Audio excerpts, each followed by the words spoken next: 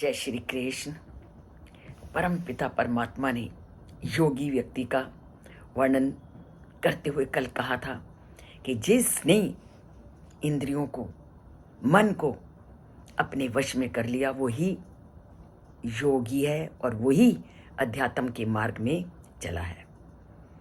पर इस योग के मार्ग पर चले कैसे?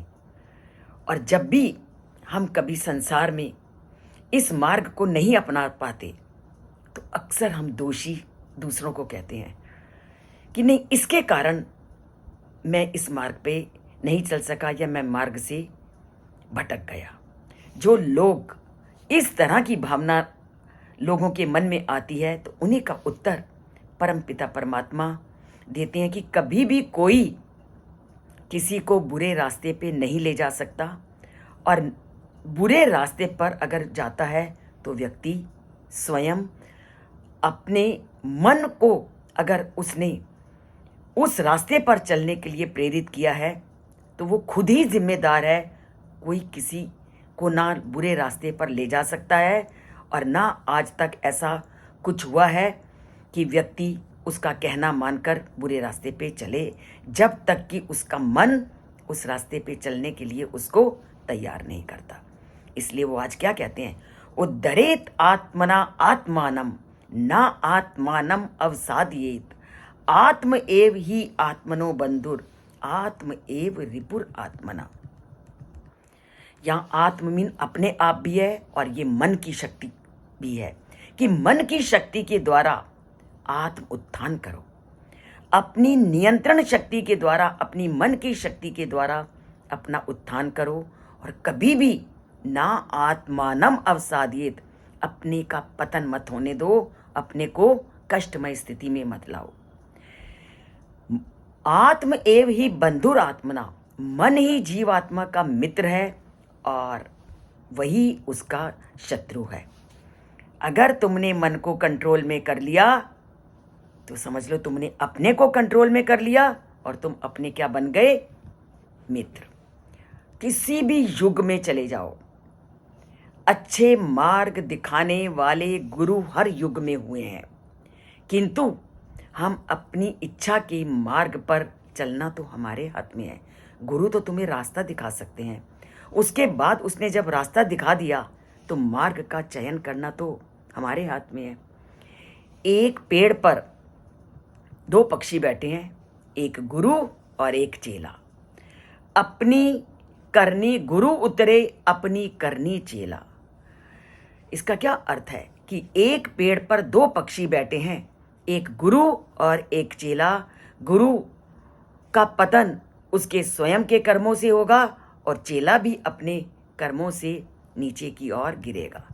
और ये पतन कब होता है, जब हमारा मन हमारे वश में नहीं होता। इस जन्म से पहले हम अनेक जन्मों को जीत चुके हैं, इसका वर्णन मैंने बहुत विस्तृत रूप में किया है। और भगवत प्राप्त संत भी सदा से इस धरती पर आए हैं, आते रहेंगे। यदि किसी भी समय संसार में ऐसे संतों से रहित हो जाता तो उस समय जीवात्मा को कभी भगवत की प्राप्ति ही नहीं हो सकती थी। अतः फिर लोग मानव जीवन के परम लक्ष्य भगवत प्राप्ति को कैसे प्राप्त करते अगर ऐसे गुरु इस धरती पर नहीं होते। इसलिए परम पिता परमात्मा ने ये निश्चित किया है कि महापुरुष सदा से युगों में विद्यमान रहकर निष्ठावान भक्तों को, अर्थात जो भगवान के साथ अपना नाता जोड़ते हैं, उनकी वो प्रेरणा देते रहे हैं। और इस प्रकार हम अपने पूर्व जन्मों में कई बार ऐसे संतों से मिले हैं, किंतु फिर भी अगर हमें भगवत प्राप्ति नहीं हुई तो इसके जिम्मेदार कौन है, हम स्वयं। इसका तात्पर्य है कि उचित मार्गदर्शन का अभाव कभी नहीं था, लेकिन या तो इन संतों के उपदेशों को स्वीकार करने में हमारा अज्ञान था या हमने उनका पालन नहीं किया। और यही मुख्य कारण रहा होगा, क्योंकि मार्ग को दिखाने वाले जो संत थे हर युग में हुए हैं, पर अगर हम उस मार्ग पे नहीं चल पाए तो इसके दोषी हम स्वयं हैं।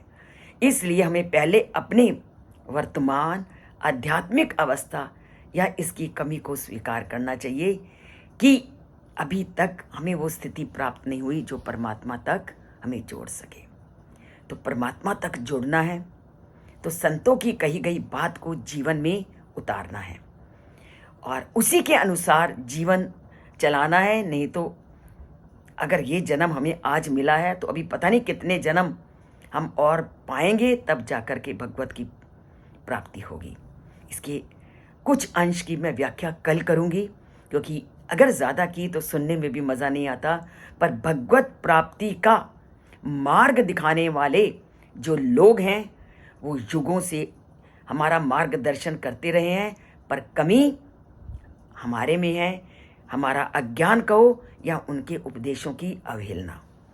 तो इस तथ्य को समझते हैं, परमात्मा से जुड़ते हैं, चैनल को सब्सक्राइब करते हैं ताकि परमात्मा से नाता जोड़ सके।